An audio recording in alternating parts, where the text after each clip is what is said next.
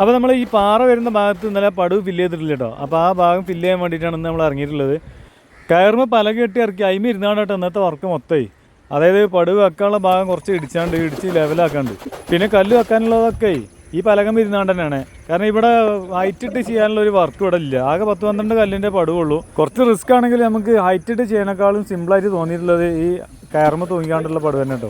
കാരണം പെട്ടെന്ന് വർക്ക് തീരും. മറ്റേ ഹൈറ്റ് കെട്ടി ആകുമ്പോഴത്തേന് ടൈം ഒരുപാടാവും. പിന്നെ ഇത് ഒരുപാട് താഴ്ചയുള്ള കിണറല്ല, ഒരു 8 മീറ്ററിൻ്റെ അടുത്തൊക്കെ ഉള്ളൂ ഇപ്പോൾ ഇതിൻ്റെ താഴ്ച വരുന്നത്. അതിനോട് കൂടെ തന്നെ നമുക്ക് എന്ത് ചെയ്യാണ്ട് ആ കരിങ്കല്ലിൻ്റെ ഭാഗം കൂടെ ഒന്ന് റൗണ്ട് ക്ലിയർ ആക്കി അത് ഷേപ്പ് ആക്കി എടുക്കാണ്ട്. അതിന് നല്ല സ്ട്രോങ് കുമ്മായത്തിൽ ഇതിൽ നിന്ന് പൊട്ടിച്ച് കയറ്റിയ കരിങ്കല്ലിൻ്റെ പീസുകൾ ഒരുപാടുണ്ട്. അത് വെച്ചുകൊണ്ട് ഇങ്ങനെ ലെവലാക്കി എടുത്ത് പോരണം, റൗണ്ട് ഒന്ന് ഷേപ്പ് ആക്കി കിട്ടണമെങ്കിൽ.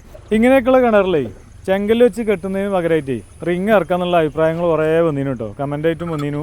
അപ്പോൾ ഇങ്ങനെ പടുവിൽ പാറ തള്ളി നിൽക്കുന്ന ഭാഗത്തൊക്കെ റിങ് വെച്ച് വർക്ക് ചെയ്യാൻ പറ്റുമോ ഇല്ല എന്നുള്ളതാണ് നമ്മളെ ചോദ്യം.